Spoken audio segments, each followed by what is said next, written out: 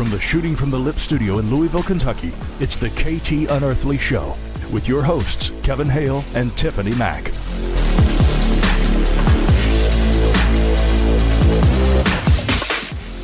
What is up, people? Live from the Shooting from the Lip studios. It's Tuesday night, July 19, 2016. Kevin Hale, Tiffany Mac, your hosts for the KT Unearthly Show. What's going on with you, Tiffany? You did it. No, I said what's going on. I didn't say how are you. How are you describe like feel? What's up is like there's something over your head. I don't know. I've got little bubbles over my head saying what I think or what. No, I'm just saying what's up. You know, you could look up and tell me what's up. We're making That's this one way of the too difficult. One of the things that makes me crazy is to have the question right at the beginning, how are you? And I can't stand it because I feel like I'm supposed to come up with something very entertaining. I know, but we could rotate it. What are you wearing tonight? Oh, what are you drinking tonight? What side of your shoulders is which shoulder is on? Currently the braid on? Yeah, right. Yeah. Makeup, no makeup. That visual is lovely, no matter what. I appreciate the sarcasm, but yeah. Mm-hmm. True. Yeah, it's been true. We've already discussed what truth means on this show, so yes. Here we are on this Tuesday night. It looks like we're going to have a very fun-spirited show tonight. One of your buddies, if you will, is going to be the guest tonight, Connie Willis, host of Blue Rock Talk. That's a cool name. That's something that I would think of, Blue Rock Talk. Mm-hmm. You know, Blue Earth, Rock Earth, Talk, which I know that sort of fits with the Shooting from the Lip theme as well. It kind of, right. And the blue thing, too, because I've seen that we're all University of Kentucky fans, sports fans, whatever. And so there you go to that, too. So social media, quick plugs. You can subscribe to our shows on iTunes or YouTube. And then that it is Shooting from the Lip. Twitter at The Shooting Lip. You know, someone finally asked me, why is your Twitter at The Shooting Lip and not Shooting from the Lip? Do you know the answer to that? Because everything else is Shooting from the Lip except Twitter account. Why is it? Was it taken? No, it's not taken. There's not enough space for it. You cannot. I cannot. It ends. It shuts off after a certain point. But I could not do the whole thing, so that's why it's The Shooting Lip. Mm-hmm. So, also, my Twitter at Kevin Hale 423. There was plenty of spaces for that. As I see yours, Tiffany Mac _ET. You can also like us, follow us on Facebook, Instagram, Shooting from the Lip, and newly created as of today, a new Facebook page totally dedicated to our show, Tiffany, the KT Unearthly Show. Why was asked that question too today? Why have I created an additional Facebook page? I know the answer to that. Well, to satisfy your ego, satisfy your ego for one, to give you a platform to really showcase yourself. That's where, in 2017, that's the only place that people will find the Tiffany Mac calendar. You and I haven't discussed the details on that. I'll talk to you later about that. It's all about the end game with us.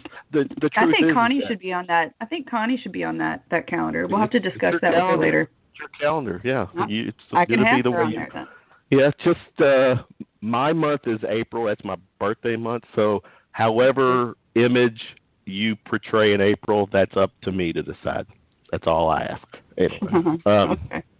You know, the KT Unearthly Show, we do 3 shows. KT Unearthly is our Friday night show, but it is different, really, from Monday and Wednesday, where Monday and Wednesday is more entertainment, music-driven, and then tonight and Friday night is the paranormal show. So I think it's safe to say it's a different audience of the 3 shows. Our Friday night the theme is totally different.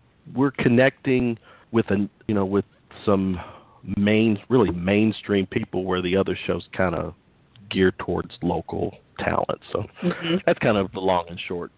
But you're an admin on there too, so have at it. So, thanks. I appreciate that. Well, Connie Willis, host of Blue Rock Talk. Tell us about Connie. One of the good things about Connie is, A, she's a local, so we already love her.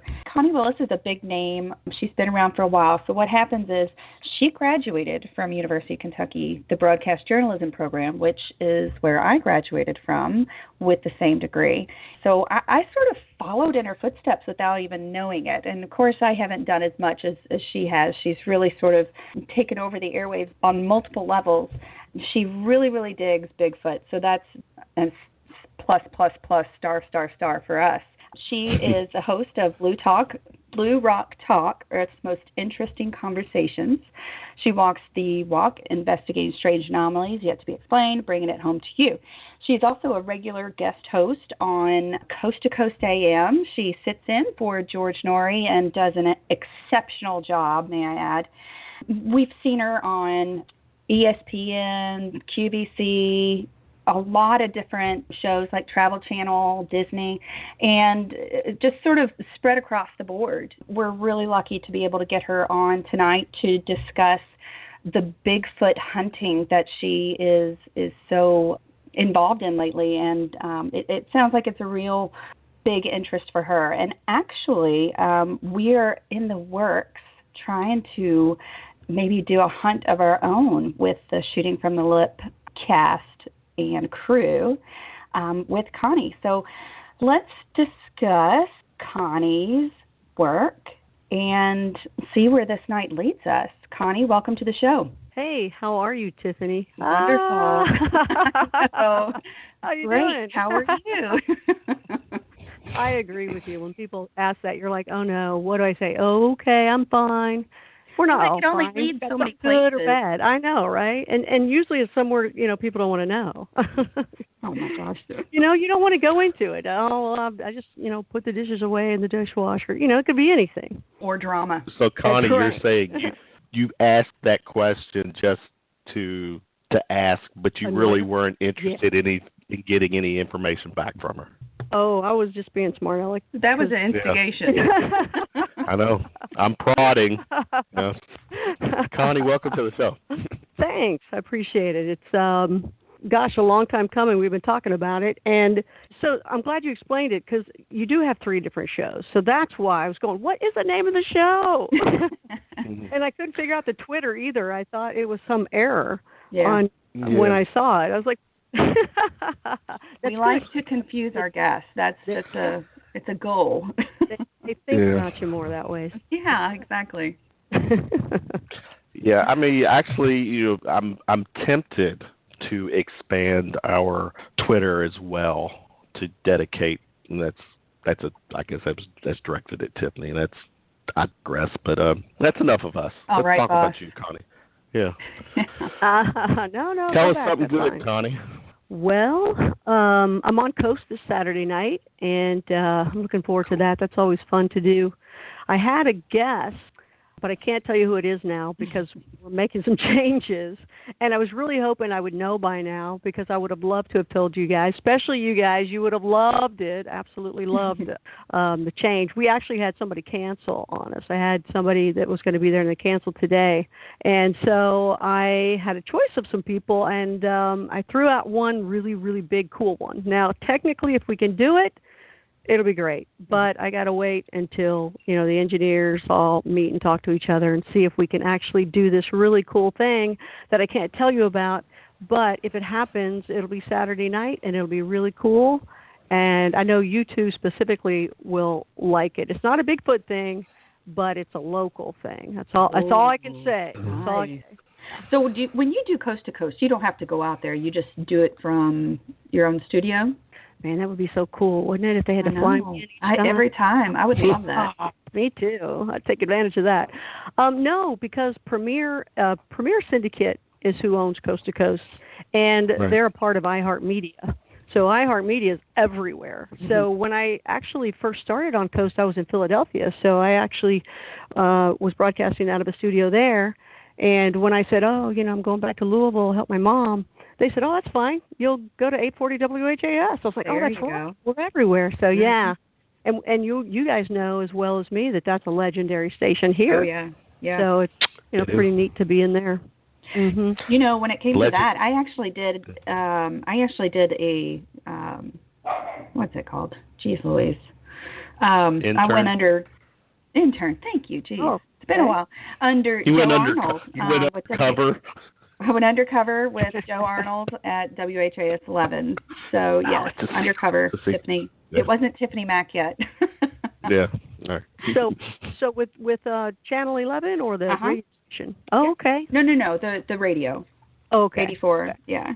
It was awesome. It was really good. And so that's amazing that they're connected. You know, things are more connected now than they were 15 years ago. You know, when I got into this field to start, it's amazing how much easier it is for us to just sit here and have this conversation, you know, from our own studio, from our own home, and be able to be on the air immediately. I know it. Instead of having to record and then put it out there in other formats. So it's actually changed a lot for both of us. Yeah, it's changed a whole lot. Yeah.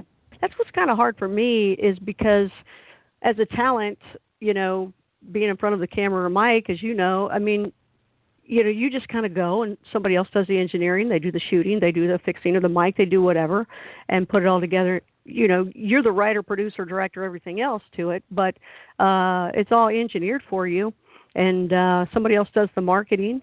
So it's pretty cool that way. You know, you're just another one of the segments in that little team.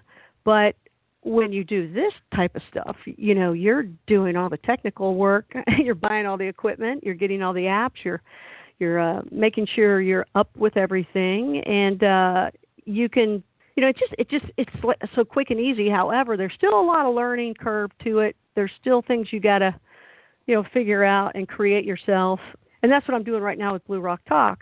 But it's amazing that before, like even if you did camera work, you had a big old frickin' camera that someone else had to carry. Oh, I remember. Yeah, and here, you know, put your little iPod somewhere or a little iPad, you know, or an iPhone or whatever on a little bitty tripod or lean it up against a tree and push live now on Facebook. My gosh, it's crazy.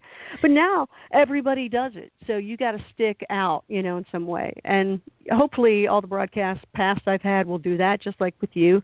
That makes the difference. Hopefully it'll be a little bit more polished. And but all this stuff, everybody's stuff looks great, you know. It's just the way it is now. Yeah. So let's talk about how you got into this. I've heard that you lived or grew up in a haunted house. Can you tell us a little bit about that? Yeah, I never slept until the very first night in Jewel Hall at the University of Kentucky freshman year. And Jewel Hall was all girls at that time? Jewel Hall, no. Yeah, you know what? It was all girls. Okay. That's right. Oh, yeah, you're right. It was. I was in the other one, Donovan. Oh, you were in Donovan. Okay. Yeah, well, the other girls. Well, you know, guys snuck in all the time, so I don't know what you're talking about. I don't either. Okay, so you never slept until you got to college, which is sort of the opposite of me. Oh, that's funny. I know, right? Yeah, I understand that. You know, knowing that campus, my roommates did all what you're talking about, and I was the one finally enjoying sleep. No, in this house, I'm in it now, coming back to help Mom, and it's not haunted now. I don't know what happened, but something did. But yeah, it was a pretty scary thing. I mean, when you have things that you know are right next to you while you're laying there in bed, but you can't see it, but you know it's right there, and you know it's looking at you, and you know it's in other areas. You know it's downstairs in the basement, so you run up the stairs as fast as you possibly can when you have to go down there. It's scary as a kid, and you don't really know any differently. You think everybody is going through this until you start telling people, and then they don't want to be around you anymore, and they don't want to come over and stay the night. It does open you up to other things because you know that that's real, and you, at one point, at least me, I started looking into it a little bit when I started noticing other people talking about it and people wanting to go to certain areas and different homes and different houses that are haunted and things like that. And at first I thought, well, why? You know, I've already got that at my house. I don't want it in the day. I got it all night and in the day too, but primarily in the night. But it does open you up for other things. So that opened me up to ETs and learning about that and hybrids and eventually Bigfoot, you know, but also remote viewing, and just it keeps you in interesting fields and interesting subjects that's way better, even though it's fun to watch the Republican convention right now. It's also something to stay away from, the politics and the religion, because I don't want to fight and be angry. And, people, they really don't listen and go, I disagree with you, but, let's all still have some tea and coffee. No, people fight about that stuff. Breakups happen all the time. And some of that happens as well with paranormal, as we all know, the trolls. Oh, yeah, it absolutely can. Absolutely. Yeah. But it's not as bad. At least, we can all go into a world of imagination and escapism and trying to figure it out, the answer, because nobody knows the answer. I don't care what they say. Mm-hmm. Connie, if you want to go hold on, Tiff. Connie, if you want to go the route of politics or religion, you can hang with me on a Monday night. Just throwing that out. Oh, pressure goes up. So you're not liking the convention going on, or you are? Personally, you know what? If none of the above was an option, I think I would really go there. Though my morbid, curious side, I would actually. There's this part of me that would like to see Trump take office and just see what in the hell he does. Clearly, it would be opposite of the norm, and which would make for some, I would guess, some really good moments or interesting moments. But anyways, enough politics. Yeah, let's talk paranormal stuff. Let's go on and jump into Bigfoot conversation. How long have you been following the hairy guy? The hairy man. Well, it kind of came to me in a different way. I wasn't ever even expecting or thinking about ever researching Bigfoot ever. When I was 6, I was one of those kids that read books when I was young underneath the blanket with a flashlight, and now I wear glasses and contacts and things like that and had LASIK surgery and all that stuff. Thank you, Mom. I couldn't turn on the light because Mom and Dad would see it. So, but I was 6 years old, and I saw this book, and it had I think it was called like The Yeti or something like that. It had a picture of a Bigfoot, and I read it because I read everything I could. And I do remember that distinctly and thought that was kind of cool. And that was all I knew about Bigfoot. And then at one point I was collecting content, paranormal documentaries, for a website called Paranormal TV. And it had a couple other names, so kind of like a Netflix kind of thing, but it was all paranormal documentaries. At that time, some people sent some Bigfoot footage to me, and from there, I got connected with them and went out one weekend in an undisclosed area of Alabama. That's all I can tell you. And you got to keep secrets with these people. You really do, or they won't ask you back. And that first weekend, I had experiences happen. And I also was interviewing people and talking to them and realized how much it was just like abductees talking to me. If I interviewed abductees with ETs, I was getting the same type of answers interviewing people that ran into Bigfoot. I couldn't believe how it was the same but different names. Like, if you talk about ETs, it's telepathy, right? But if you talk about Bigfoot, it's mind speak. But they both happen. And I saw a lot of similarities like that. And I was just amazed at the passion of the people. And even though, how scary that is for something 10 foot freaking tall to be in front of you, hairy and looking at you. We all grew up with King Kong being a scary thing. And there's freaking King Kong right in front of you, or that's the boogeyman. That's something you don't ever want to see come out from under your bed or anything. And here it is, people chasing it down. They're scared of it, but in a respectful way. And they also are very, they have a relationship with these things. And it was so different from all the other paranormal stuff. And, and I'm trying to kind of pull all the pieces together because I think they're connected. But, you don't see a lot of people going, oh, yeah, I want to hang out with that gray over there and have a drink. But people will say, I'd love to sit and play chess or checkers with a Bigfoot. And I'm serious. I've heard these things. And that's how I got into it. But, if that first weekend things didn't happen, I don't know what would have happened. I don't think I would have denied it or anything. But things did happen that first trip immediately, that first evening that I was there. And because of that, it just wakes you up to these things are real and you want to know more. Wow. So, Connie, I have a ton of questions. Hold on, Kevin. Back off, buddy. Oh, I'll keep them shorter then. So a lot of people wonder, could this be a trans-dimensional type humanoid or helper of the ETs? Everybody's got a different answer. Some people think they, have these magical powers. Some people think they're interdimensional. Some people think they're extraterrestrial. That some people think they're just flesh and blood. Others think they live underground and they come up. And there's a whole lot of different theories. I mean, people talk about their descendants from the folks in the Bible. Mm-hmm. There's a ton of theories. Me, myself, I'm still trying to figure it out, but I got to tell you, they're so advanced, and you don't know that until you're around them. When you're around them, you get a different feeling, and they will mind speak to you. Hopefully, maybe not, but you know they're different. You know they're not, and I got to say, maybe not from this world. And maybe they are. Maybe they're from somewhere else and they've lived here forever. Maybe they were here a long time ago and we're descendants of them. I don't know the answer, but I know that they're highly advanced. And some of me does believe they are like the Wookiee, that they are, maybe the protectors with the grays behind them, mining, or maybe the Bigfoot are mining, maybe minerals or precious mm-hmm. metals or something here on the planet. I don't know. I mean, because if you have those, okay, let's say you're a gray. Now, I'm not saying this is the case, but it's kind of cool to think. Let's say the grays come down in a ship and they're looking for gold in a certain area or certain minerals or something, and it's in this forest. Then they put the Bigfoot out there as they protect them from people coming into that area. I mean, who's going to go past that Bigfoot? You know what I'm saying? I mean, people, they scare people out of the woods all the time. And how easy is that? They're probably laughing. We can keep them away from, our gold. I don't know. I don't know. There's definitely a purpose for them. I don't know what it is, but there's so many new things that I find out about them that it just doesn't fit. But I don't believe they're from here. I mean, I don't know. Extraterrestrial, interdimensional, I don't know. But they're not us. We're not them. I know you said you've got a connection with them, but has there been a visual connection?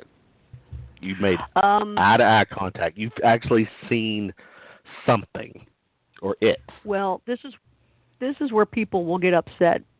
But if you're ever in this position, you'll understand. And Les Stroud, you guys know Survivor Man Les Stroud? Mm-hmm. Yeah. Les did the same thing I did. You don't know Survivor Man Les Stroud? Yeah. Oh, yeah. Kevin doesn't? Oh, Kevin, come on. I do. No, I do. Okay, I do. Okay. So I got to interview him, and he said the same thing. He did the same thing I did. So he and I, we relate on that topic, but people get mad at he and I for this. But the very first night that I stayed in this place in Alabama, I was rocked underneath. It was one of those campers where the tent goes, to the left and to the right. It kind of unfolds. Oh, yeah. Mm-hmm. And beds on either side. Mm-hmm. It was rocked. A long story short of it, it was rocked like, I think 4 times. And it was crazy. I mean, because I woke up. I was about 45 minutes into sleep, and we had all driven from Florida at that time, 8 hours up, and stayed at somebody's place the night before, and it was like no sleep. And then went, finally found where we were going to put up the tents and everything and camp. And by that time, it was about 2:45 in the morning. I'd been asleep about 45 minutes, and I was like the last one to fall asleep, and pretty exhausted, pretty tired. However, something woke up every cell in my body. And I just woke up and I recognized it. And that's one of the biggest things to me is always recognize what happens, the first thought in your mind, because sometimes it's not your first thought. It's something else, something else's thought or something. It's interesting that you say that because, that's sort of how it happens with a lot of ET contact. Yes. Yeah. Well, yeah, and usually you kind of blow it off, right? You just, no. I know. You blow it off. I know. Good for you. That's exactly what you should do. When your body is on high alert, there's a reason. That's right, and you got to listen to it because it's 100% true every time. Right. And so then every cell in my body woke up, and I laid there. I didn't move because something also was like, okay, don't move. Just you're there, you're awake. And I went, okay, what's going on? Why am I awake? And then I got pushed. The camper was pushed underneath, and I thought, whoa, what was that? I kind of just sat there and thought, okay, it's the other person over on the bed, or, something that, I don't know, kind of blowing it off. And then it happened again. And then it happened again, then it happened again. And at one point, I had I turned my body to make sure it wasn't the other person over there moving. And it was that sensitive of a camper, but it wasn't. And by the way, the push came from one area, then it came from another area and another area. And the funny thing is, in my mind, I said, okay, let's see if it moves direction or changes directions or goes to another spot. And it did. Maybe it heard me. Maybe I don't know. Heard you. Yeah. But there was no noise made from one side to the other. No noise. And then this is where the part is that people get upset. But if you're in this position, you'll do the same thing. Something pointed out to me that right in front of me was the zipper that I could unzip and see what was right in front of me, which was one of them. And I actually think there was two. And I got that message of unzip it here, and take a look. And now I didn't get those words, but I got that message, that direction. Mm-hmm. And I realized it. I realized there was a zipper there, and I realized it was 5 inches away from me. And I realized, oh my gosh, this may be one of those things. And I heard, well, this is what you came for. That was the mind speak. This is what you came for. I was like, ah. And you know what? I started talking right back with it very naturally, which was crazy too. I didn't even think twice. I just went, oh, well, and I basically in my head thought, well, I guess I know that I know now that you're here, but I'm not ready to see you yet. I said it to it. And it basically was like, okay, and just kind of let it go. And next thing I heard it way over to the left, and it was over top of a table of one of the guys, and it sounded like it was picking up stuff and looking at it, like a coffee cup and, any food or whatever he had out, just looked at it and put it back down is what it seemed like. And the next day when I told, Pat Rance was that guy that I told, he taught me a whole lot. I told him the situation, and he goes, you know what, I believe you. And I said, I'm not even sure what happened. And he said, no, let me tell you. He said, campers like that get rocked all the time. And he said, and I never told you that. So you don't know that. And you're telling me what happened exactly as other people do. And then I told him about the mind speak, and he said, I've heard that stuff before too, where they let you know, hey, here I am, and take a look. But I wasn't ready yet to see that face. I wasn't prepared. Here I was coming for the weekend, just thought I was going to interview people. I didn't realize I never really thought it would actually happen, I guess. I don't know. But Les Stroud had the same thing where they told him, look over this way and you'll see us, when he was far out in the woods. And he was like, no, I'm not ready. And maybe that's from each of our childhoods or something. I don't know. But I know I was not ready to see that face yet.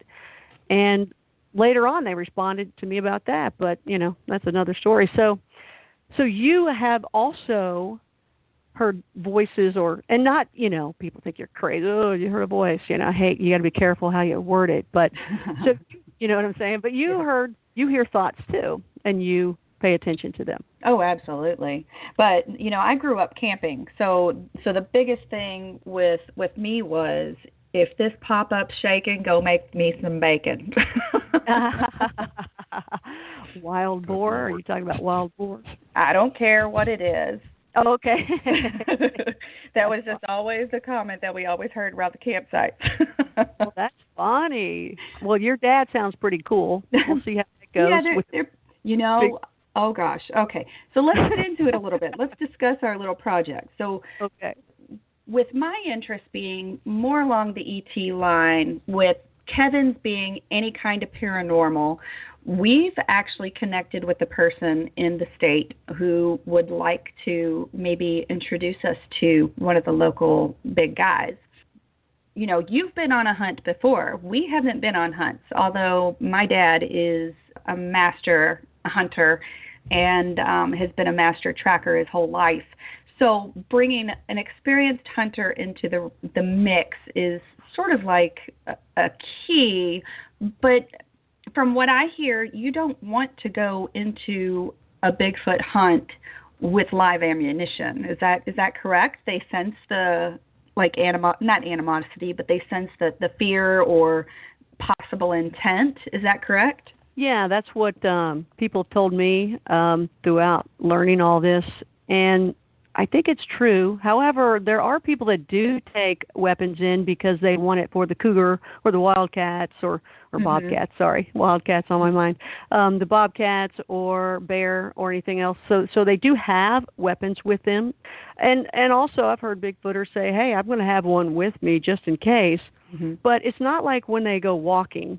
They might leave it at the camp or something like that. When they're walking in the day, I don't know. I've heard all these mixed stories, but for the biggest part of it is no. They say no because they will not come to you if they know you have a gun. However, I think it's more of the intent. Yeah, it sounds like it. Yeah, I think that's the case. And it sounded like your dad was ready to shoot one. Well, he's a hunter, but the thing is, he respects nature, and he respects what the good Lord has given us to live on. It's not like he's some big game hunter who just goes and kills whatever he can. He's never been like that. And I think that's a big difference when you take somebody who respects the land and respects the animals and nature in general and Mother Earth. I think it makes a big difference in your hunt and your intent. And, it all goes back to the Native Americans and the respect that they instill in each of their children. And we come from that and think that it's very important to understand that when you're in this crazy world that we live in, there are moments of sanity. And some of these moments of clarity are not where you would expect it. When it comes to an ET coming to you in the middle of the night and telling you things in a way that you can understand them, or sharing images with you for a certain purpose, you either will accept it and will understand it, or you'll forget it and it'll never make a difference to you in your life. Now, some of these people are more open and awakening. And I wonder if that is the type of person who will be able to get close to a Bigfoot. Will it be someone who is into nature and appreciates what we call life, or will it be some hunter who just wants to kill a big beast? I don't think that that's the kind of person who will find Bigfoot. Yeah, I agree with that. I mean, like I had said earlier, it's a relationship that these people have, and that was the main difference that I saw out of the Bigfoot world than anything that I found so striking was this relationship that they all have. I mean, you have these real tough mountain guys, they're all like got their beards and got their, camouflage stuff on, and they are true mountain guys, and they are tough and they're rough and they're cool, and they're great people. But nothing scares them. However, they are like little puppy dogs around these Bigfoot, where they're like, they respect the Bigfoot. They want to be there and protect the Bigfoot, and they want to just go and be with the Bigfoot, whether they see them or not. They want to hang out there all weekend or evenings, knowing they're around or knowing the possibility that they might come around, and just be with them. It's really... it's amazing what I've learned about that. So let me jump in, ladies. Tiffany, you no. both have. You didn't know. Okay, I'll go back. I'll go take the garbage out. I'm gonna go take the garbage out and. Why don't you go walk that little dog of yours? Wash the dishes on your way out. Yeah. Let me pose this question to you, both of you, as far as nature goes, because I'm not the camping guy. I'm not the nature guy. I'm the guy that has to shower before he goes to bed. I cannot be outside if it under, close to 80 degrees in the middle of the night and humid. I can't do it. We respect guys that do like to take showers. Thank you. I appreciate that. There you go. All right. Yeah, I like it. It's not a bad thing. I didn't say that in a bad way, but that's just me. The way you're describing, let's stay with Bigfoot, that you can have you're connecting with Bigfoot mentally, telepathically, there's some connection that's not physical. Now, is there any other animals that are known to be that way, that are in nature? I'm curious, because I think the answer is no. And where I'm getting at is that if that's truly the case, we're talking about something that is of a higher intelligence, yes, probably unearthly as well. And I do buy into the fact that they've probably been here for a while, but they've come from somewhere else to be here.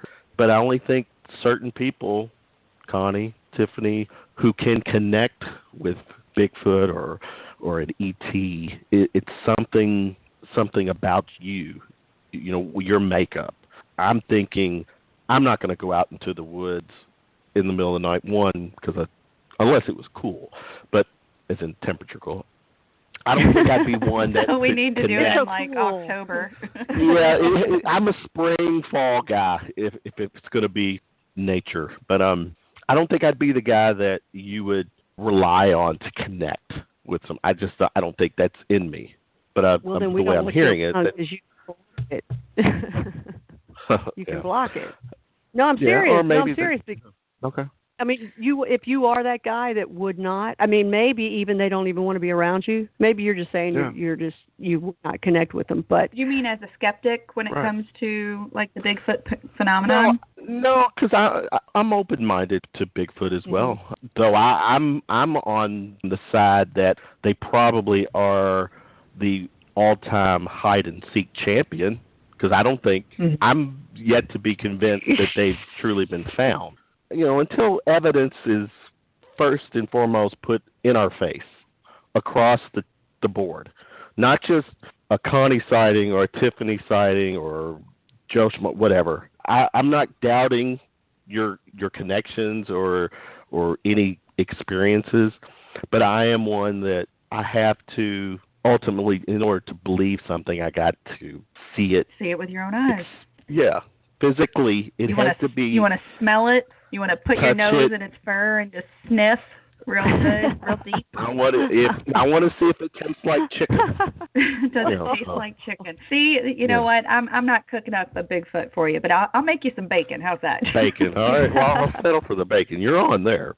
Well, there's some things there's sometimes you just got to believe your fellow friends, I guess, because there's some things I don't know why, but it's a whole nother realm. It's a whole nother area on this world that we can't see. We can't put our finger on it. We can't put it into the other areas of here's a book, I can feel it, I can touch it, I can tear it and rip it, I can read it.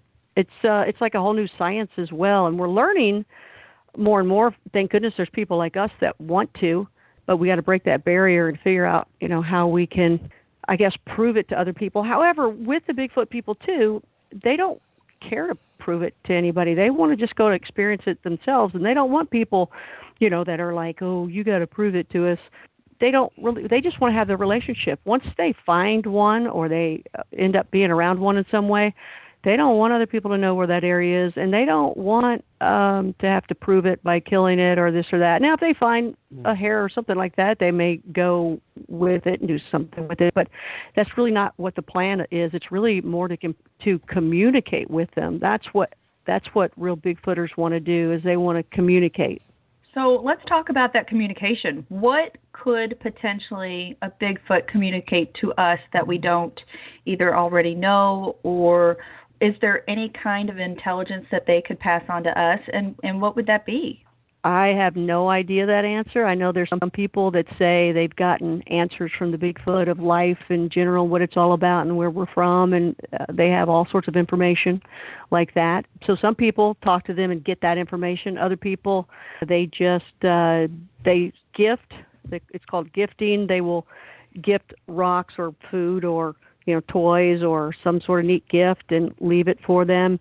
And then when you come back, that gift may have changed or moved around in a neat, unique way, and you kind of do this back and forth, or they may give you a different kind of gift, or, sometimes it's like the leg of a deer or something, just like a dog or cat would bring you a mouse. So well, that's a good question to add. Or do you believe that they would be omnivores or carnivores or vegetarian? I don't know if when it comes to, wild animals, if we're going to relate it to an animal, I would want to know if it's going to come eat me. Has it been found that they would eat, deer?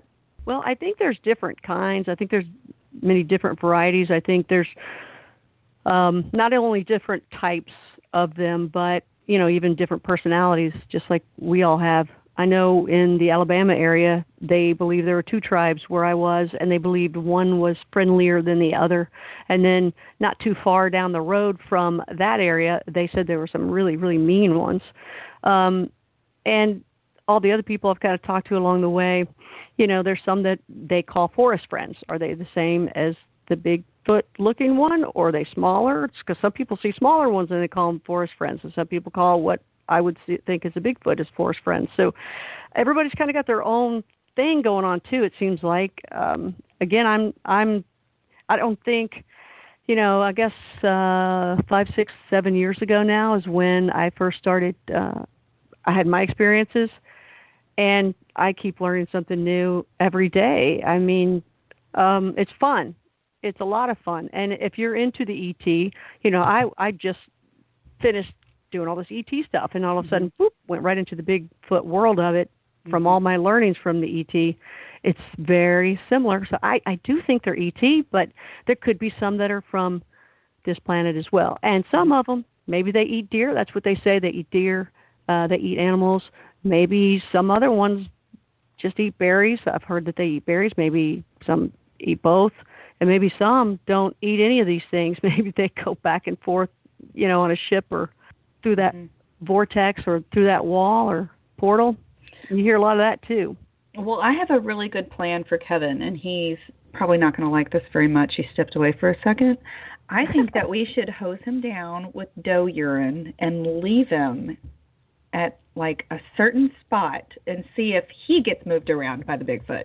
We can tie him down and see if the Bigfoot unties him or reties him in another way. Yes, hangs him or, upside down or from his ankles. That'd be awesome. We can do that. I'm in. I'm guessing that a lot of Bigfoot sightings have been from campers, because it seems like that would be the biggest majority of people that are out in the wilderness other than hunters. Have you heard of any really good stories of campers seeing Bigfoots in our area, in our region?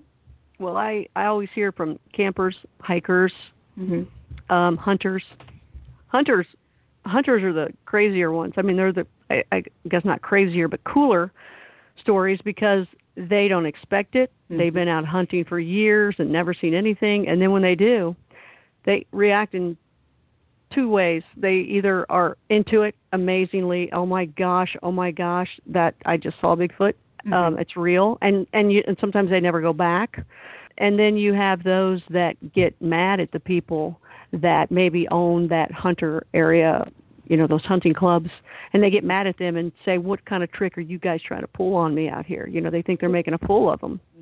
But then there's also people that their house is just in the woods, and they come right on up, from what I hear from a lot of people. I was just out in the Pacific Northwest, and they just will look inside your windows and climb on your roof, and it's scary. I was in an area, and they don't want me to disclose anything about them, and that's fine with me, but I was scared. They had me scared out of my mind. I was in their house, and that's all I wanted to do was see it from the house, because they said it came to the house so much. I just wanted to be in the house to see it, because I knew there was going to be at least something between me and it. So when we did a tent one night, and they tried to force me other nights, but I did it one night, I was scared. I mean, I'm not like you camped all the time. I'm kind of a little bit like Kevin, because I don't want to sleep on the ground and have one walk up over me. I want to at least be in a camper or something. Now, can you lay out there in the middle, right? Like put a cot out and just lay right there, nothing around you? At this point in my life, I probably would be comfortable doing that. I really stay out very, very late anyway by myself, just watching the stars. I think I would probably stay out all night long and just watch and listen. And I love the sounds of the forest. I love the sounds of the woods. I love the sounds, of the bugs and the birds and the coyotes, and it doesn't bother me at all. So, but yeah, I think that it could happen. I think that when you're not afraid, that might be the time that they just decide to stop in and say hi. Oh yeah, and I agree with you. I want to sit up and just sit by the fire, or just hang out and let them come to you, and that's the best way to do it. Mm-hmm. However, I want to stay up the whole time. Everybody else wants to go to bed. They're like, let's go to bed, and then they'll come. But that's when they'll come, and you'll hear them and stuff like that. So I don't know. I've woken up to one before, so it's interesting Connie, stuff. So I'm going to throw this word at you, and I want you to be honest and tell me, how often have you been referred or been told you're this word? And the word I'm going to say wait a minute. is tease. Okay. How often have you been called a tease, Connie? And there's a reason I ask. Holy cow. I can't wait to hear the reason. It's not a bad, disrespectful way. I'm just acknowledging something. You're a tease, Connie, and this is why I say that. You brought up Coast to Coast. This is what you're doing this weekend. You gave us just enough to get us curious. And then you mentioned somewhere in a undisclosed area in Alabama, but you couldn't tell us where. You talking about somewhere in the Pacific Northwest, but you couldn't. I mean, you are like, actually, that's, damn, now think about it. That's what we should be. We should be nothing but a tease. Man. All we do is hook, line, and sinker to get them hooked for the next show. Well, it's going to be forever an ongoing. Yeah. All right. Actually, Connie, continue being a tease. This case, it's not a bad thing. So there you go. That's funny. On a serious question. You're out there in the woods, in the wilderness, whatever.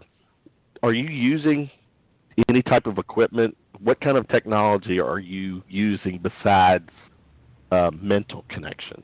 Well, when I first got into it, you got to keep in mind, I was just kind of going on a weekend trip and didn't know anything to have or what to do. And I learned a lot from those people because they all had thermal cameras, infrared cameras, night vision, audio equipment. They had all sorts of stuff. I even learned that that's when you have a light on your cap or on your head, it's a red light, so you don't blind people in the middle of the night as you're walking. I mean, I learned everything from these guys. They were great. And so I learned about the equipment and what to do and what not to do and things like that. These people were just wonderful.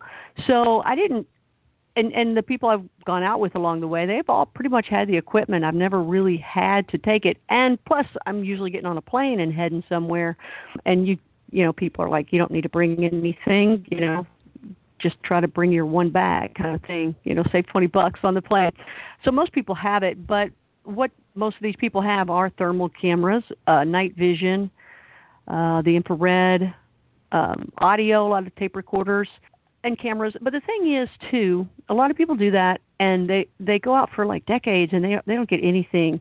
Then there's people that say, you know what, I ended up one day just putting the camera down, putting the audio equipment down, and just going out on my own, and that's when they said they experienced the most, because they believe these beings, creatures, whatever you want to call them, know what you're trying to do. In fact, I think it was Tom Powell, Sasquatch. He's got a lot of books out there. Really neat guy. I love him to death. Edges of Science is one of his books. I had him on Coast. He said that he was doing a lot of the equipment, and one of these things said, hey, quit trying to trick me. And he said he believed that meant, you're trying to get, our picture, or you're trying to get audio of it. Stop it. Just, stop. And that's when Tom did stop, I believe, if I remember that correctly, and he was getting more and more action that way.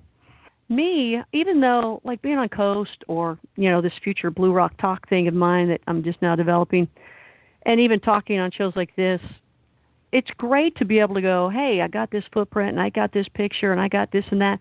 However, I only seem to do it because maybe there's somebody like you that wants to see it, but I'd rather just be out there on my own, not worrying about any of that. I mean, just because it's the trade of the career of radio and TV, and hey, let's do a stand-up here. This is cool. It seems like when you're not doing that is when things happen, when you're not trying to record it. Yeah, the only thing I get are bruises and heartache. No, it's amazing to think what actually is happening around you. We're so focused on our day-to-day life, and there's so many other things going on around us, and we're just now getting to a point where it's okay to talk about these sort of fringe sciences, and it's becoming pop culture to discuss Bigfoot and aliens and all of these different things. What has been the hardest thing for you when it comes to coming out with this interest and continuing down this path? Well, that's a really good question. I've never said that to anybody before, I don't think. Well, it's still kind of hard because I grew up experiencing things a lot, and things that I've never told people, things that maybe I'm not ready to tell people, don't think I should tell people. And being in the television world along the way, when I've had agents tell me, hey, stay out of that paranormal stuff because people aren't going to want to hire you anywhere else. And I think some of that was true. Some of that could have been just because the agent wouldn't push me anymore.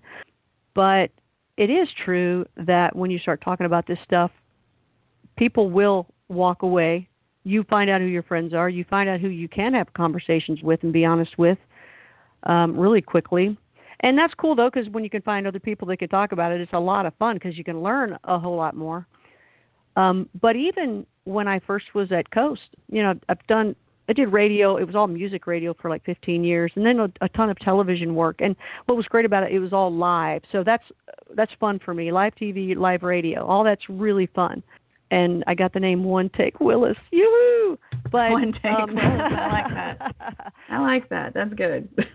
But in doing that, it's cool because, when I finally had said, look, my passion is paranormal. I want to learn about it. Why not put some cameras in front of me or mics in front of me and do my trade and my career with my passion? And trying to put that together, it was very, very hard because I had to try to still make money on the other side of TV without losing any of that and try to get into the paranormal world. And that just wasn't easy because these networks, they don't want to show. They only air at one time or they cut it and edit it in a stupid way. But when I got to Coast, the vice president of Premier Syndicate, he does the air checks with you. And the very first one of our first times we talked, his name's Bill May. He used to be here in Louisville, by the way, with radio. Really cool guy. We all stick together. I asked him, what do I do? How do I come across in my perspective? I said, because I have stories. The reason that I'm into this is because I know what questions to ask because I've been there. And I want to learn more, and it's not going to be a 101 thing. I'm going to get deep into this. So do I tell my stories? Do I come from that perspective? Do I avoid that? Because, I've always had this, don't say anything. Don't ever tell your stories. Don't ever tell your stories. And he said, that's a personal choice. You can go on and just allow them to tell their stories. Knowing the right questions is what's, got you here. But it's up to you if you want to tell those stories or not. And it's hard not to tell the stories when you're talking with somebody. So there's a lot of stories I haven't told, and I don't know if I ever will. Some of them, there's been so many, I don't know. Some of them I just kind of remember in the middle of conversations. But it is kind of a choice of what to do there. I can't remember your question now, but that's where just asking, like, if it affected you in a negative way and how you got past it, pretty much. Because now you're in the field.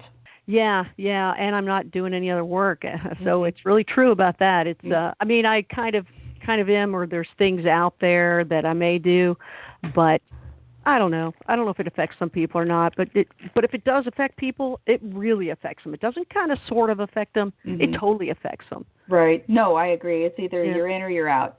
Yeah, you are a nutcase or you're not. Yeah. You mentioned One Take Willis, which that's a great thing, especially when you're live. Thank you. Now add the word tease to your bio. And has anybody said to you what you talking about, Willis, after you start going into this talk? And I'm obviously it's so funny taking that.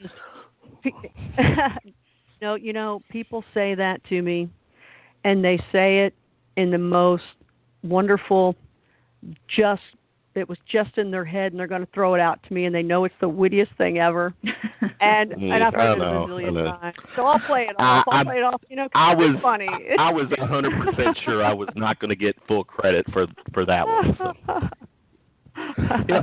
No, I think. One thing I checked out tonight, I'm a fan of Ancient Aliens, and shortly before we jumped on our show, I record on my DVR the series, and I went back, and there's one, it was an Ancient Aliens one, Ancient Aliens and Bigfoot. On that episode they talked about is the Bigfoot sightings. There is a high UFO activity. Is that something that you buy into, believe in, or what's your thoughts with that? It was what activity? UFO activity. Oh, yeah. Oh, UFO. Oh, absolutely. I absolutely think that. When I had the very first interviews I had, as I was saying, the people were talking about this mind speak, which was telepathy. I was just putting everything to the ET world, and they were saying, oh, there's lights in the sky. And not just, there are, some people see soccer ball size lights in the forest or the woods, going around. So they saw that too. However, they saw lights up in the sky. So you heard that a lot. People would forget things. They'd be somewhere else. It just all sounded like ET stuff. And I absolutely do think there is it's a UFO connection. I do. So when people say, well, are they extraterrestrial or interdimensional? Well, I don't know if they can be the same. But, yeah, I think they have something to do with lights in the sky. It just seems that that's what I hear so often. And if you don't see the lights in the sky, maybe they're just hanging out for a while and then the lights come another time. I don't know. But, yeah, I do think there's a connection to that. And the very first thought I ever got being around one, and once you start learning what happens to you when you're around them, the very first thing where I think they just brushed by where we were, I got this like a direction. It wasn't like a message word for word, but it was like something like a knowing of they are highly advanced and they're everywhere. Mm. And that came to me. It was like, oh man. And I was just in wonderment. I went, oh my gosh, they're everywhere. And I just knew that was correct. That's sort of funny because I was looking up information on Bigfoot and I came across quite a few names. Can you all come up with some alternate names for the common Bigfoot? Kevin first. Kevin, what's another name for Bigfoot? Keep Googling. Don't be Googling. No, I'm not. Actually, I'm not. Yeti first. That's one. I'll start easy. Okay. Yeti. Okay. Because I've got some really funny ones that I wanted to throw past you guys. Okay. All right. So the Yeti. Okay. And the next time, let's see, Connie, what's your next one? Hairy man. Hairy man. I'm married to a hairy man, but go on. Okay, Kevin, do you know another one? The skunk man. Ooh, that was a good one. Okay, Connie. That's actually, the skunk man, is that? Let's wait a minute. Stay with the skunk man. Isn't that what in the state here in Kentucky? That's what they refer to. No, that's goat man. The goat man. Yeah, the skunk ape is in Florida. We got goat man. All right. What about in that undisclosed location in Alabama, Connie? Oh, How do they refer what are they called there? They call them boogers. Boogers. Oh, right. And when you go Bigfooting, you're going boogering. And they say it as if it's nothing, where I'm listening to it going, no, gross, quit saying it. But no, I have to tell my daughter, stop boogering. Okay, there's a really funny one. And, I mean, there's a few of them, but one of the most long-winded names that I came across was Brother Who Comes Back Before the Next Very Big Winter. Wow. Can you imagine trying to say that every day? We're going to go hunt for the brother who came back before the very next big winter. That's from Lakota language. That Bigfoot cannot have a license plate on the back of its bike. Unless it was all abbreviated. Yeah. And it wouldn't even be able to do that. What location is that? Where are the Lakotas? Where are the Lakota Indians? Out west? No idea. Okay, don't make me Google right now. Yeah, don't know. On a reservation, so. Yeah, but there were two more. There were two more that cracked me up. The one of them was the stinkaboo, which I really like, and then the hoo-hoo. And when you say the hoo-hoo, it reminds me of my grandmother because she used to call some certain areas, hoo-hoos, and anyway. They are still referred to that. Yeah, I heard that referred to. Yeah. Yeah, but I thought that was funny. There was probably, I don't know, maybe 100 different names across the earth for this creature. So it's not like it's something that is only in our region or only in our state or only seen by hunters. This is something that is prevalent across the earth. The big blue rock that you want to talk about. So, and I think it's amazing that we all have different descriptions and heights and colors and length of hair or even hairiness, and it can't be part of some kind of confabulated thing. I really don't think it could be. I think that there's this creature who we are talking about now, who's been talked about for ages. Yeah, and some of them they believe are man-made, and they're like out a there hybrid. To kill. Well, just made to kill, like a war type creature that maybe. I think Hitler was kind of involved in all that kind of stuff. Well, were the sightings before this? Were there sightings before 1935? Oh yeah, there's been sightings for a long time. Even the old caves and stuff. You can see what looks like Bigfoot next to some of the ET that look like grays that you see. Yeah, they believe they've been around a long time, but I don't know. I mean, it's so fun to try to figure out and listen to people. I mean, last week, I guess, when I was gone for a while, when I was up in the Pacific Northwest, I also stayed with, are you familiar with Ron Moorhead? No. Ron he is the guy known for the Sierra Sounds. He was up in the Sierra Mountains and in an undisclosed area. He'll say the same. And they got the most incredible sound and language of these characters. They didn't see the actual ones. I think they saw like shadows or going by. And I don't know. I think he later said he may have seen them, but they had all the footprints to go with it and stuff too. But all this language. Can you describe the language? Is it guttural? Is it grunting? It's crazy. I mean, I've heard grunts myself. I've heard grunts. I've heard them walking through the woods. All that's a whole nother experience too. But he had where it sounded like they were talking to each other and talking to them. And no, I don't think. I think it would go viral if I did the sound, and it might not be in a good way. Okay, then you don't have to. Ho. I'm all about, Connie, I'm all about good radio. Don't deprive me of a soundbite. This is our show. This is not Blue Rock Talk. You got to try to accommodate, give the host or co-host here, something to work with. Come on, Connie. I'm starting to figure out something. It's so cool. Oh, no. You know what? Connie, do you drink wine or anything? Drink alcohol? Yes, not often, but yes. Absolutely. Okay. I'm a CIA student. I would go take a shot of something and come back. Okay, go have a shot of bourbon and then come back and let's talk the rest of the night. I want to get her a little wound up. Well, you guys got to listen if you get a chance to hear the Sierra Sounds. Ron was just on recently, and he's also he's on Blue Rock Talk. You can see him on some videos. But the sounds that you hear are unlike anything else. He's got the best sounds anybody has, and it's really freaky and scary. And if you hear them, you may not want to go into the woods. I think I've heard a little bit of everything in the woods in this region. I would like to experience it at some point in this life, hopefully. Hopefully I will be able to. Hopefully this year. Well, you know what? I was out with Parker Duvall and Arla. We went to a neat little, another undisclosed place.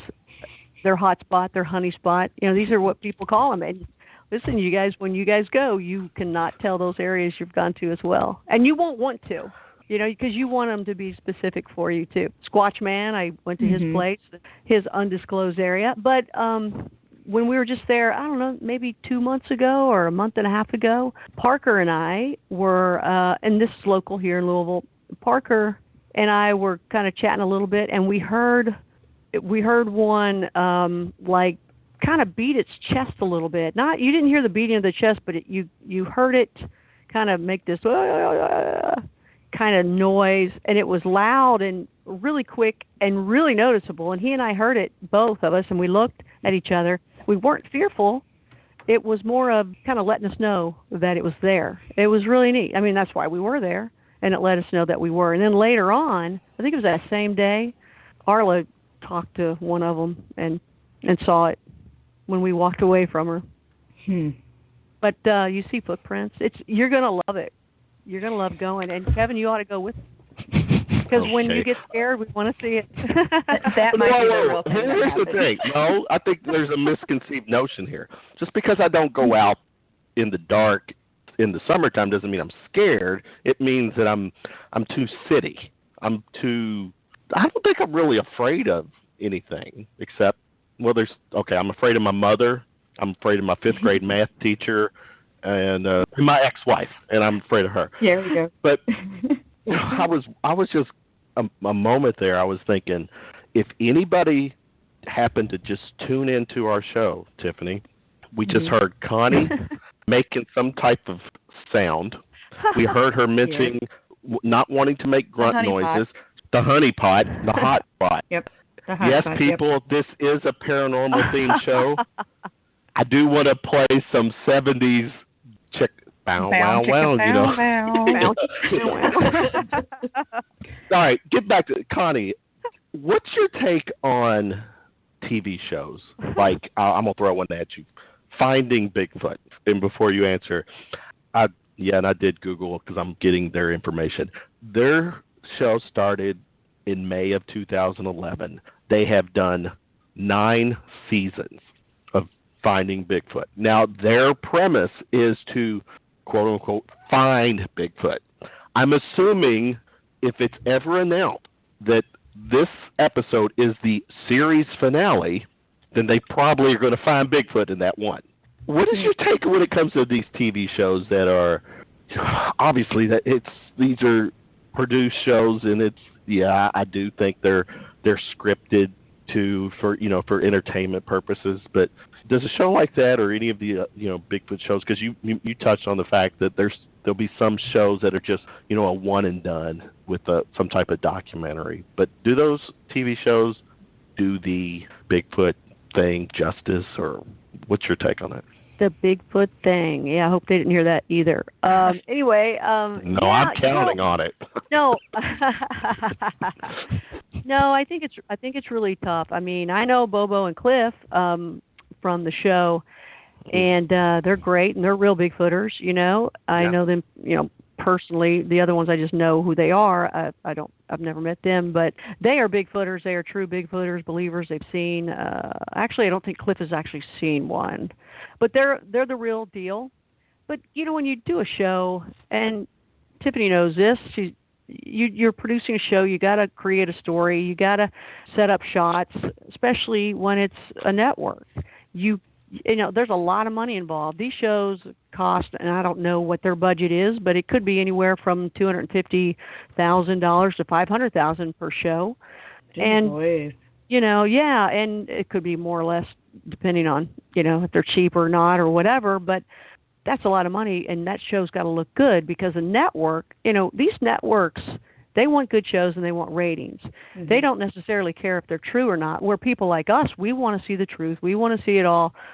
Tell us the true story of what happened.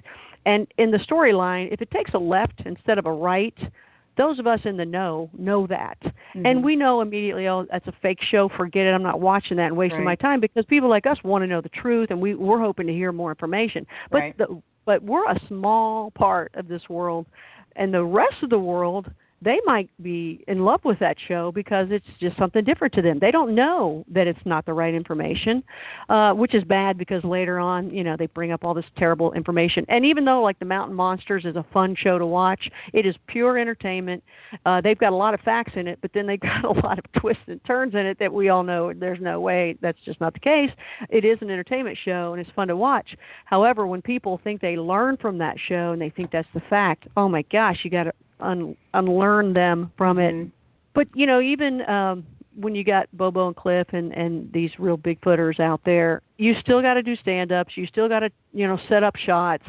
And when they do go out there and hunt, it's just they got cameras on them. They've they're not set up where one's going to walk in front of them, I don't think, and they may probably feel the same. But when they do go to these adventures, there are times where they do get some time to go on their own, and I know they take advantage of that when they can.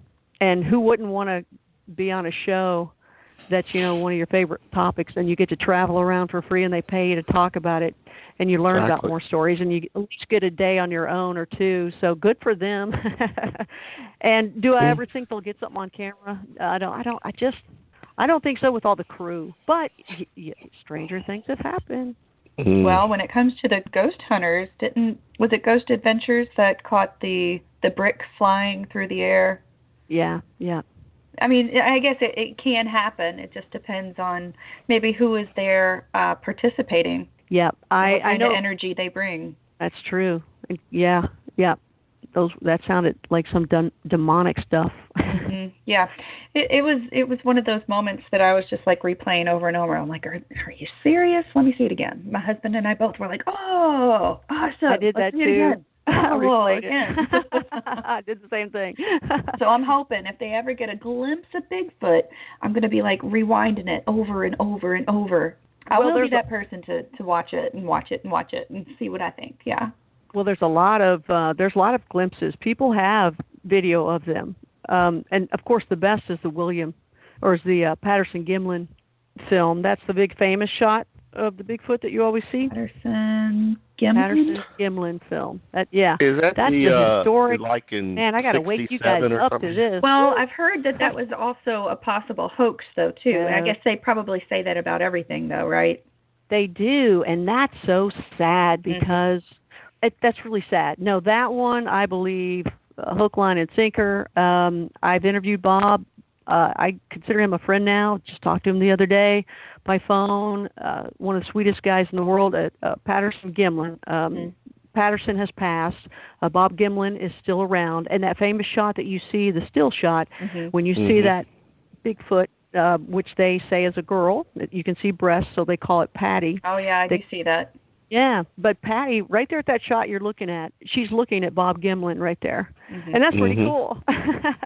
But they've got, a very long amount of footage, and Bill Munn's a film guy. He actually analyzed the film frame per frame per frame, and he said there's no way that could be a hoax. And just knowing Bob too, I mean, and if you know that they're out there anyway, you're going to go, oh my gosh, there's one. And there's other people that they have different shots, and maybe they're not as detailed or as long, but there's other shots out there. You'd be amazed. Just start looking, you'll see it.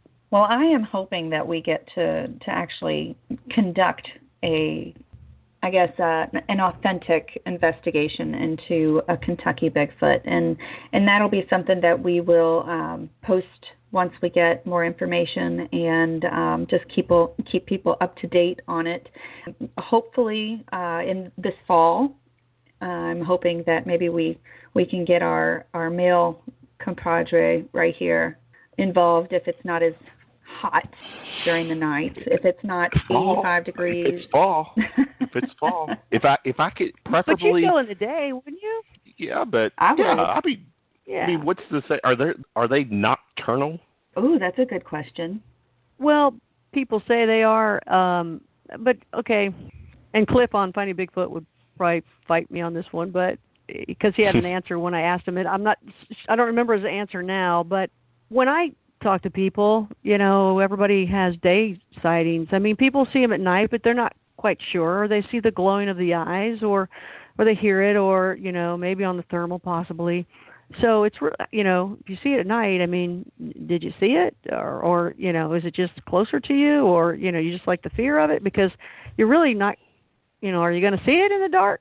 But people that see it in the day, they can go, oh my gosh, I saw one and it scared me to death, unless you see a silhouette of it at night or something. You know what I'm saying? It's if you run across one, it seems like people that see them in the day get that full body shot, and they can describe the colors and the face and the eyes and the different hair types and amounts of hair on it. Where at night, maybe they get closer to you and maybe they're up more, but I don't think you get the best view of it.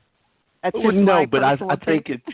it's safe to say you get the best sounds because it seems like on all these shows, and I think probably what you described too, as far as the sounds, the moaning, groaning, whatever, those are happening at night.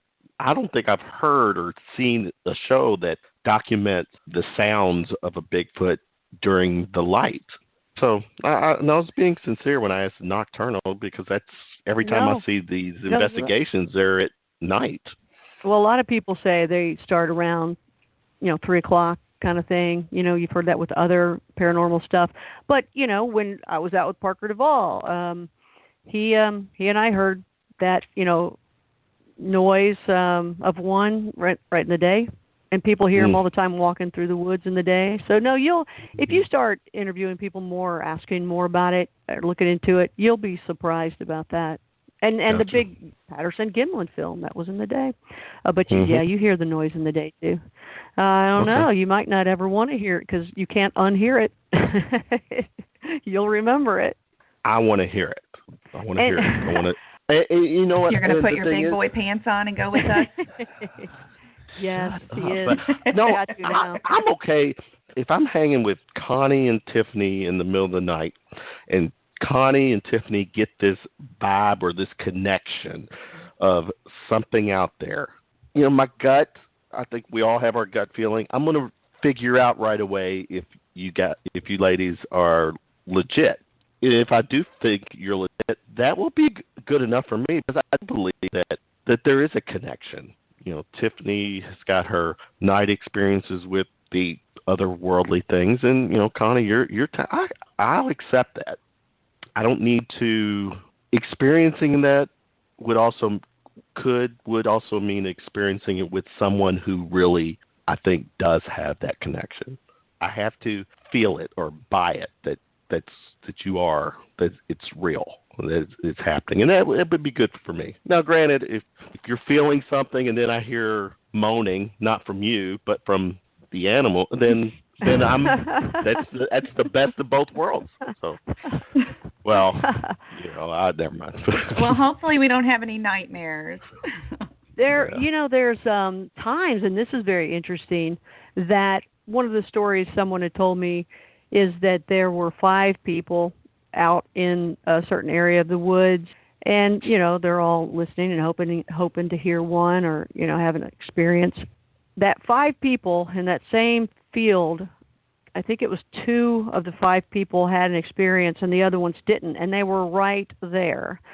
That 2 people actually saw what they believed to be a portal, and they saw more than one silhouette of the Bigfoot in that portal, and then they both had conversation given to them, mind speak, and a conversation, and it scared them to death.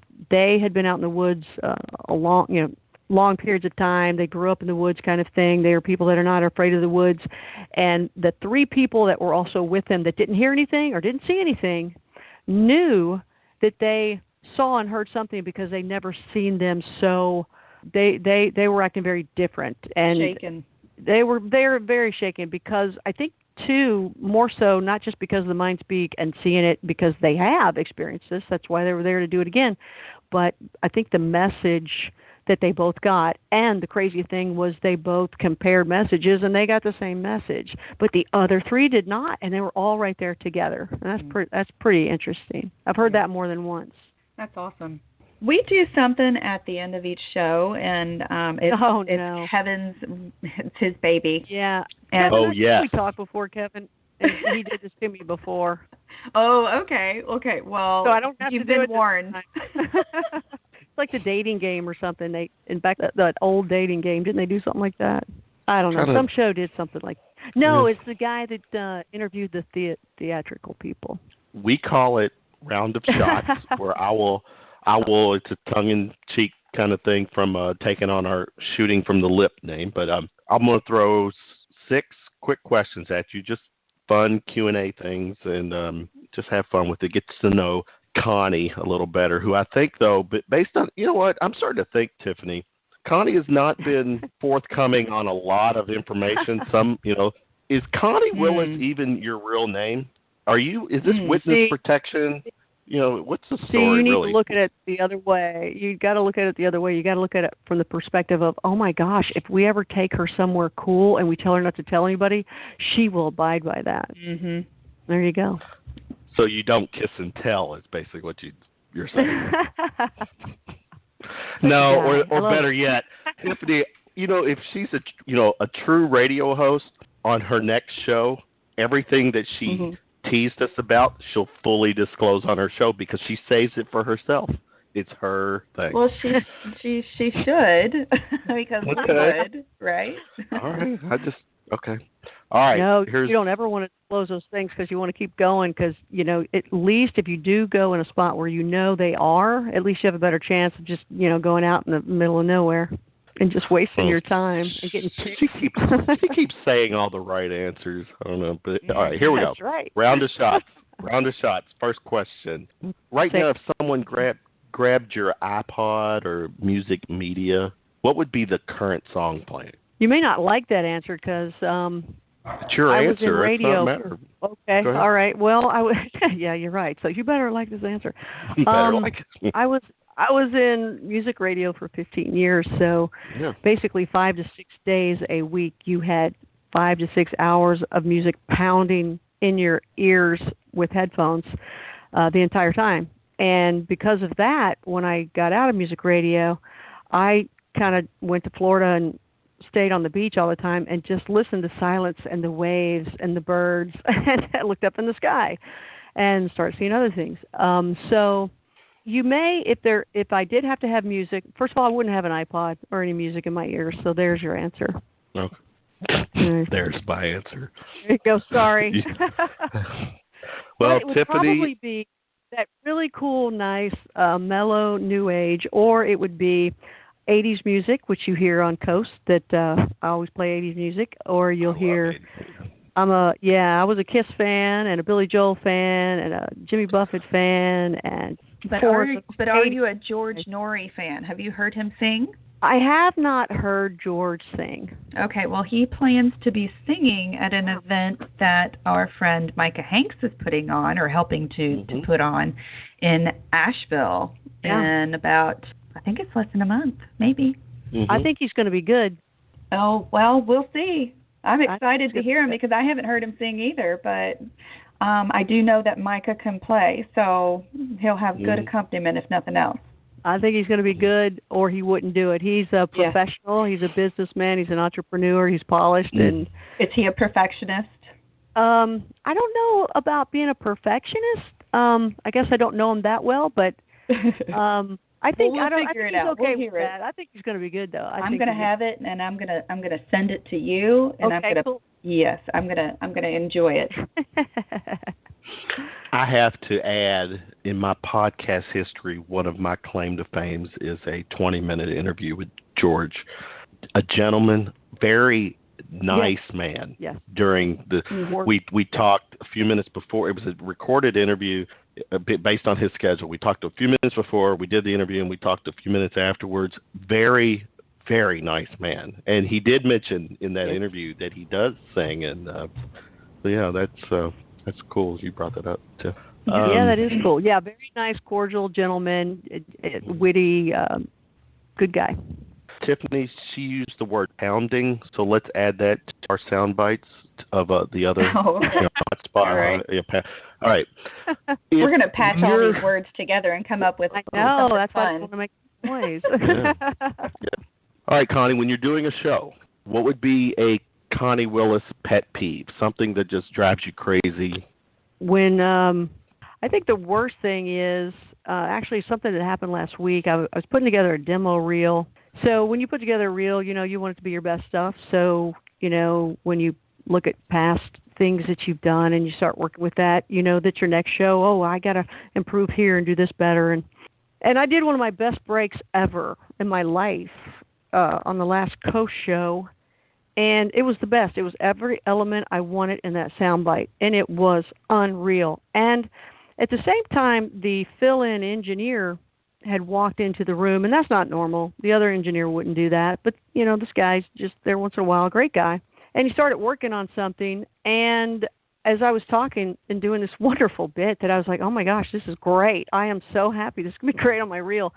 I looked at him and saw the franticness in his eyes, and I said, oh, we're off the air, aren't we? And he said, yes. And I said, how long have we been off? And he said, the whole time since I've walked in. So this great bit, this great everything, was not on tape. We were dead and off the air, and everybody else out in the coastland were hearing George Norrie talk at that point, and I was just talking to myself. So pet peeves, going off the air and not knowing it, that's a big one. You don't know it, and you're doing your best work. It's always when you do your best. And it's lost to the world. It is lost. And I guess the other thing is, and I think you guys can relate, is when people send just nasty emails and text to you about your show or your performance or the concept, of the show or whatever. They are the content of the show. They're just the haters. That's the worst.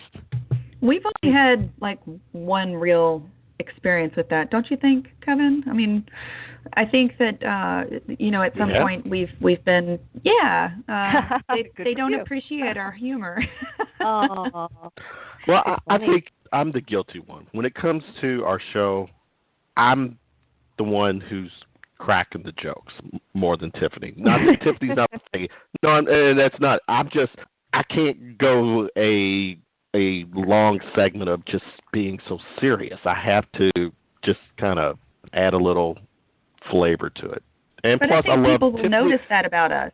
Tiffany I think snorts. they'll recognize it and either take it or. If I say the right funny thing, Tiffany snorts, and I like to keep score of how many snorts I get from Tiffany. Yeah.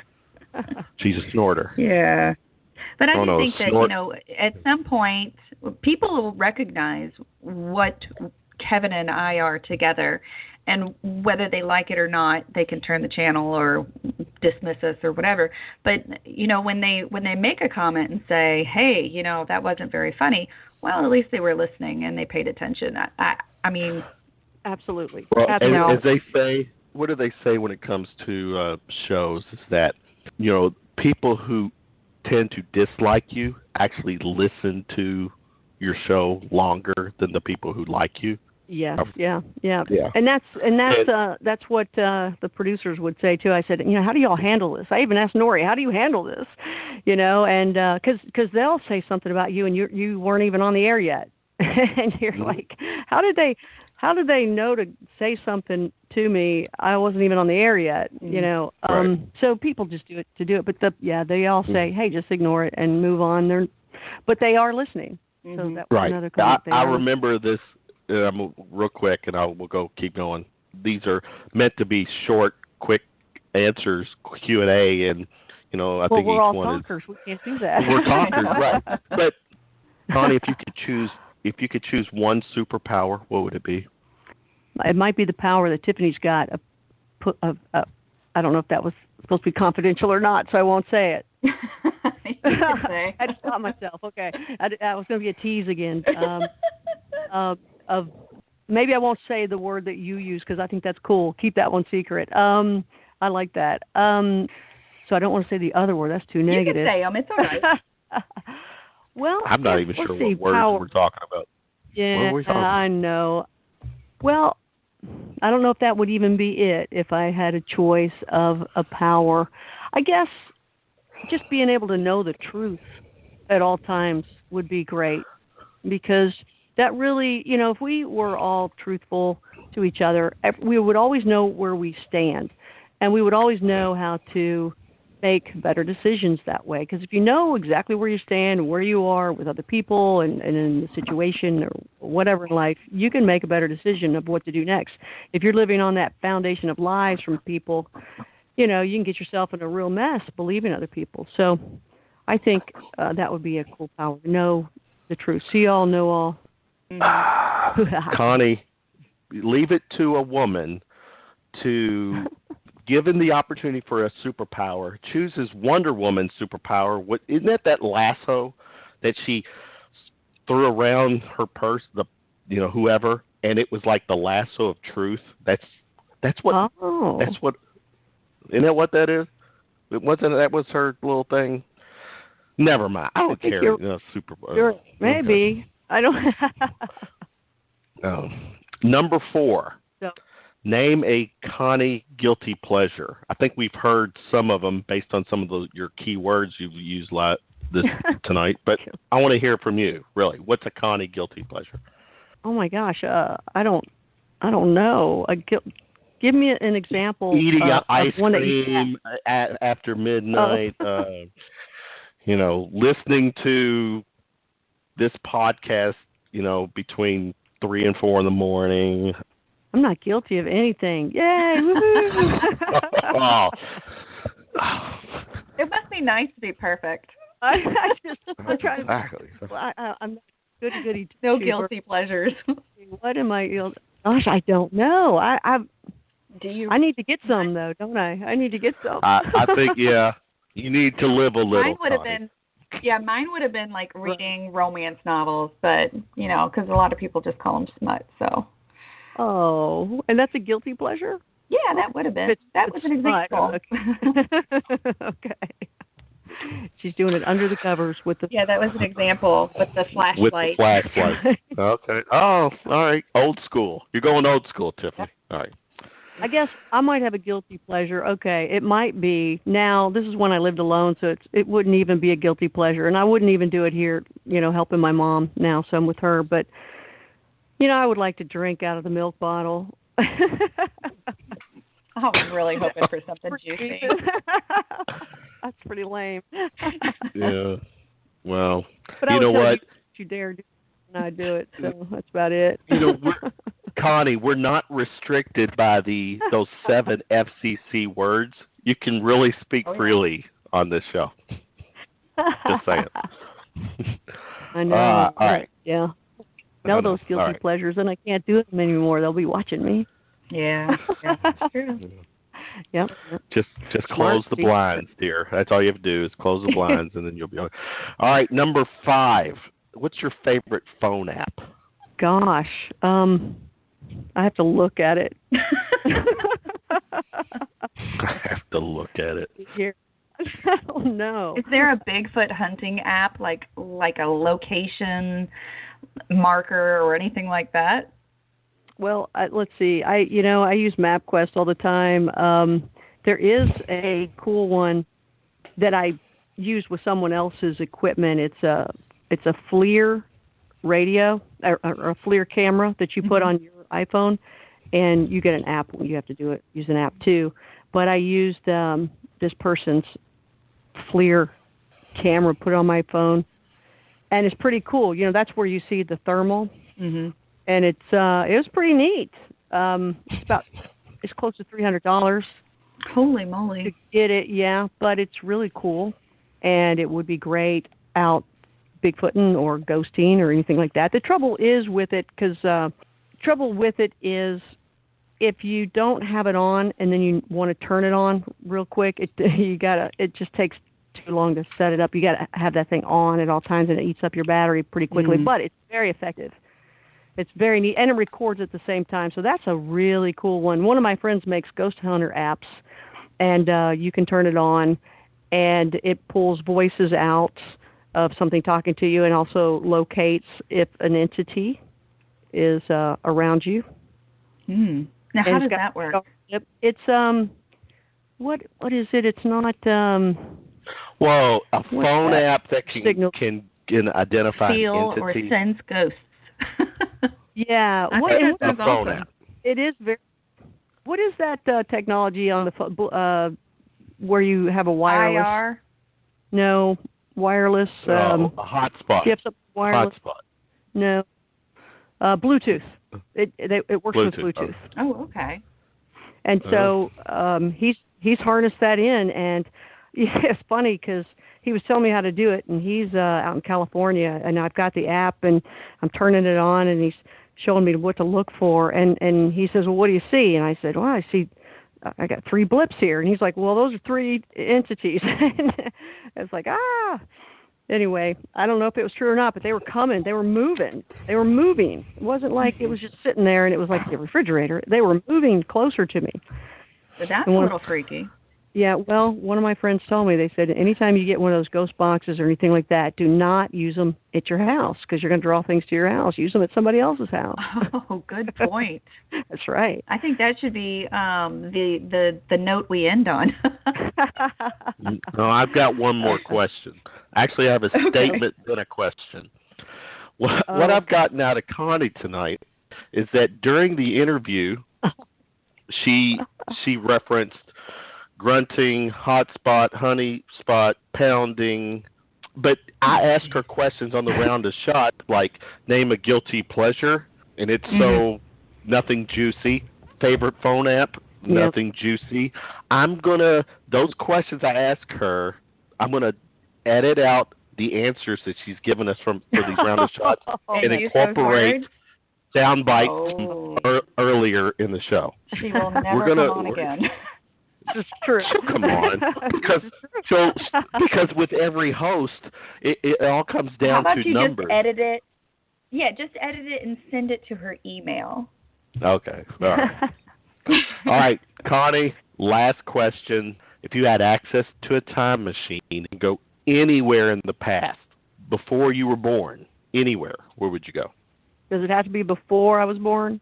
It could be anywhere. I'm including before you were born. So if you want to go somewhere during your lifespan, you can do that too. It's another simple answer, but I would probably just go back, maybe in my actual lifetime, and talk to my dad who's passed away. So I'd probably go back and see my dad. But if you wanted something really crazy, I mean. No, I'm not gonna. You played the family card. For me to disrespect the family would be would be lame. I would never disrespect family. I believe in family. So, all right, you silenced me for the end of this round of shots. I don't have no recourse. So that was a good answer. There you go. Thank you. That would be the answer for sure. Okay. Talk to Dad. That. Yeah.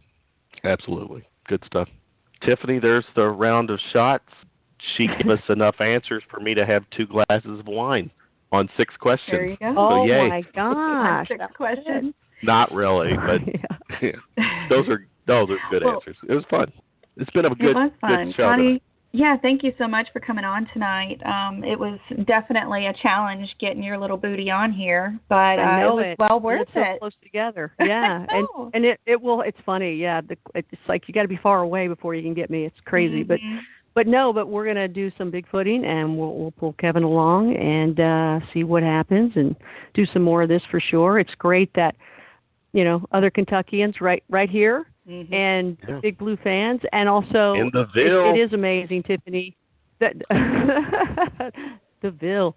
It is amazing, Tiffany, that you are like a mini me. I mean, it's funny because I was looking at your stuff. It's like, oh my gosh, University of Kentucky, telecommunications, which nobody knows what telecommunications is. So I say broadcast journalism, focus and film, and performance, because no one gets it. They think it's AT&T or something, right? They think you do something like that. It's so fun.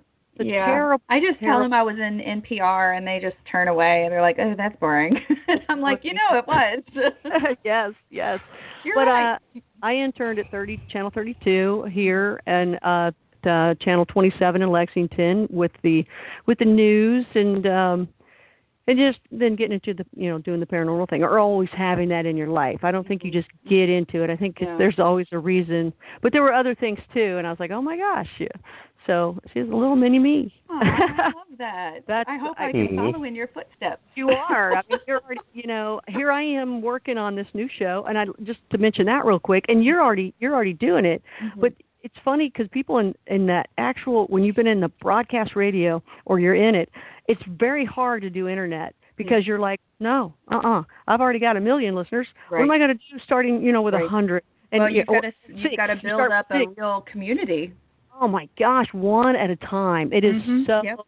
It is difficult. We always have that big audience. Right. Working on QVC or HSN or anything like that, that's 36 million households. You're like, what is this? 2 people are listening kind of thing. Right. It is hard. Tough.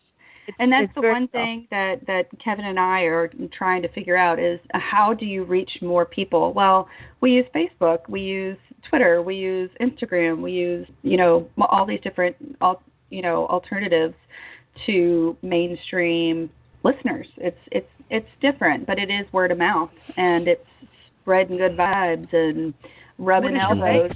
Yeah. What is your base amount of people? That's a good question. Thank you. I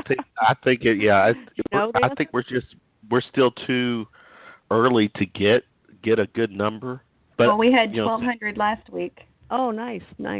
We once you start posting to YouTube and things like that, your listeners expand exponentially because there's a broader group of people that can just access it without having to know you and know your Facebook profile and become friends with you. And it's a broader base. And now I don't know what's going to happen with YouTube, considering now they have like they're charging like Netflix. I'm sort of curious to see how that goes, actually. Well, that's and years ago I was starting to do an internet thing, and I think I was a little ahead of my time with ideas because they didn't have the technology yet to do some of the things I wanted to do. Now they do, and YouTube is perfect for all these really neat things to do, and that's kind of where I'm basing mine around right now. I thought originally I was supposed to base everything on the website, but really that's kind of where you store things, or you can do a great membership stuff is what I'm learning, because YouTube, now you can do a membership subscription thing as well, so you're talking about where you pay, but there's also a subscription where you guys can put your stuff on YouTube and have people be a member, right. $5 a month or something like that. So that's happening now, but you got to have 1,000 people on there. So that's where I'm like, hey, I need 1,000 people out there and to subscribe to Blue Rock Talk on YouTube. And, it's just not an easy thing to do.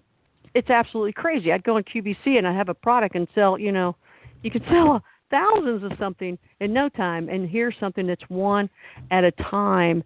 And you really do work hard. I mean, what you guys are doing, and you're on, 3 nights a week? Mm-hmm. Yeah. That's a lot of time, a lot of effort that, people really don't donate. There's a lot of donate buttons. People don't really sponsor either. It's really hard to get those things. It's really hard to get advertising. So to put in that much effort and time, and I know what you do in order to do that. It's a lot of time and effort. That's time away from your kids, your family, or whatever. Of course, you guys are drinking wine and something that you had, Tiffany, that we haven't heard yet. It's just icy and in a glass. It's jar. In a mason jar. Yeah, that's a Kentucky thing. So it could be anything. Probably moonshine. You can start your car with it. Yeah, exactly. And that's something you can't do, in the broadcast world, of course, or people did, but you don't want to. But here you can do everything. There's this one guy, and I got to tell you this. I don't know if you all just run out of time, but there's a guy that does something called the Higher Chats. Have you heard of that show? Mm-mm. I was doing the Clyde Lewis show at Ground Zero, Clyde Lewis, and his producer's friend is doing a show. It's on the internet, and it's a membership one where it's like $5 or $7 or something on a month, and it's called the Higher Side Chats, and the Higher Chats or the Higher Side Chats, and then it's the Higher Side Plus where you get, you got to pay for it. But he smokes pot. Mm. He smokes pot and has a conversation. Everybody wants to do the beer. It could get very interesting. You never know where it's going to go then. It's so funny. And he's in Portland, so it's all, you can do it. It's legal. And it's just hilarious. And he's got a great following. And if you got a niche like that, there you go. It is. So you can do the movie design or something. Right. It starts with the gimmick. I mean, not take back. It starts with a cool idea. The paranormal in this case, if Tiffany and I can roll with the paranormal, that's it. But we do need to, between the two of us, find some kind of a niche or a gimmick to go about it. And some of it is, is my sense of humor, or Tiffany to start the hippie lettuce a little earlier than she normally. Very funny. The what? Hippie lettuce? Yeah. That's a great name. I've never heard of that one. He likes to throw me in there every once in a while. It's all out of love, Tiff. Well, I'm I just wouldn't saying do this. I could even imagine doing this without you. Well, don't get me kicked off air already.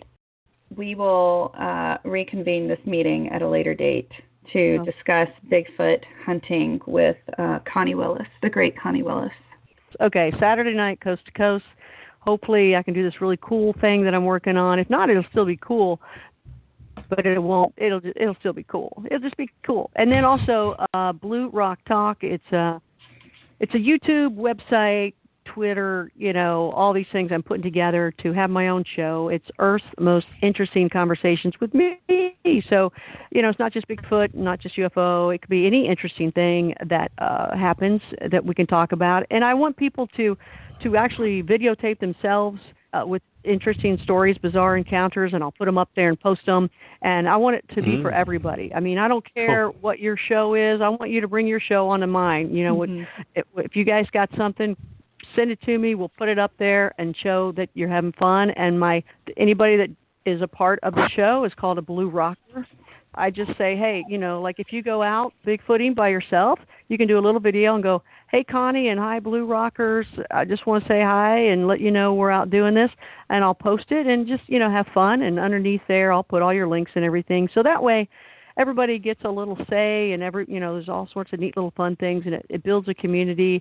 And people can still find where your links are to where you are. Awesome. So hopefully it promotes everybody. Yeah, that's what I'm pulling together to try to do. I wish I knew someone that was a web designer and could just help me do this in 2 hours. And I think a 12-year-old kid could, since they can build, they can do anything with these computers. Yeah. So I'm still learning everything and Googling it. I appreciate if anybody can go in there and subscribe and do awesome. Blue Rock Talk and be a Blue Rocker. Absolutely. All right. And tune in Saturday night. And then Tiffany, Kevin, and I are going to go Bigfooting with Tiffany's dad. Amen. We're going to take the tracking Partay. But really, it's cool to go in the day. I enjoy going in the day and walking around, and we can still hang out later. But some of these places, you're not allowed to stay overnight, but we can find some of those places too. That'd be awesome. That'd be really good. I'm scared, but I do get scared. I do. Well, we'll be there together. It's all right. Okay. I'll push you in front. Get her first. Eat her. Man. Well, if there's eating involved, it's going to be Kevin eating some bacon. Okay, that's cool. Because I've already planned to make him some BLTs while we're out. Okay, I'll get one. Okay. At no time were any animals or people hurt during this presentation of Shooting from the Lip.